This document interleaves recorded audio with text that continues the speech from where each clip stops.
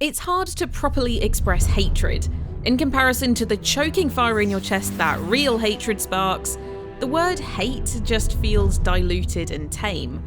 I'm explaining this because when I say I hate the Nameless King, I want you to know there is truly nothing in the English language that can plumb the depths of my loathing. The dragon riding Dark Souls 3 boss is by far one of From Software's crowning achievements in bastardry.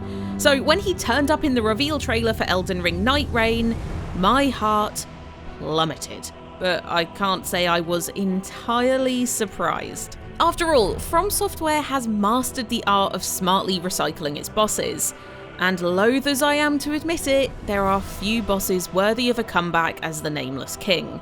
His battle, where you have to dodge lightning, spears, and a dragon atop a mountain summit, is one of the studio's coolest boss fights today. And although I'd much rather watch the headlights of an 18-wheeler bearing down on me from the tarmac than see the Nameless King dive bomb me once more, the spectacle is undeniable.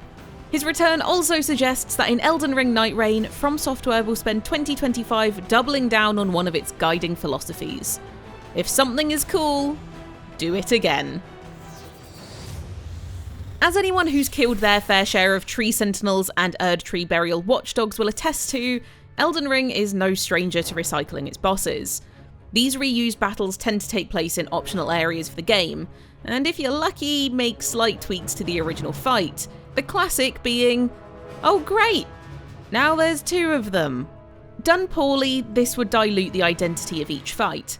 Instead, we get an upping of the world's stakes. We soon pick up on these mini-bosses being able to appear anywhere, which lets From Software sprinkle boss fights into areas that may otherwise have gone without.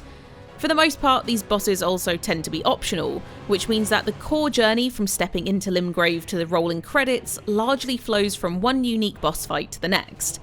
The only real exception to this is in Shadow of the Erdtree, where Radahn returns as promised consort Radahn. Even then, the fight is so drastically different and crucial from a narrative perspective that it shouldn't really be considered a rerun in any traditional sense.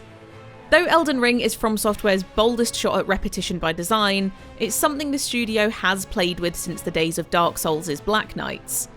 Just look at Sekiro Shadows Die Twice, which uses bosses like Genichiro Ashina and the Guardian Ape to establish familiarity before pulling the rug.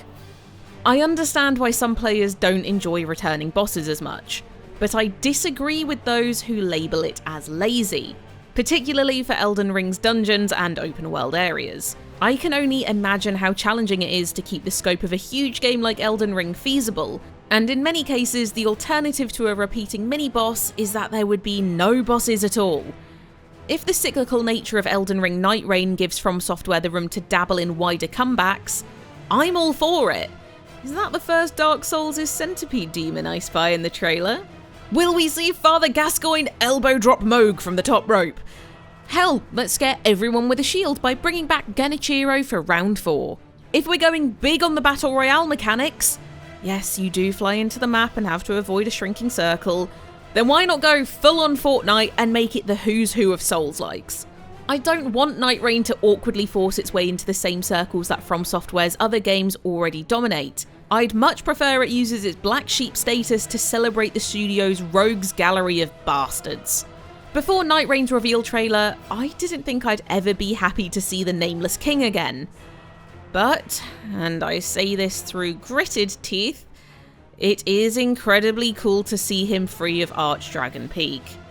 By once again taking the familiar and twisting it anew, Nightreign has the potential to be the most groundbreaking reinvention we've seen for Souls-like in years.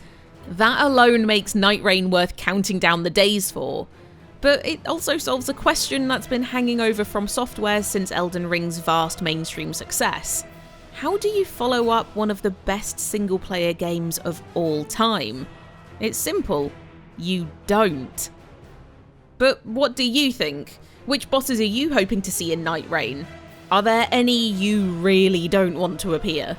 Let us know in the comments and stick with GamesRadar for the biggest 2025 releases.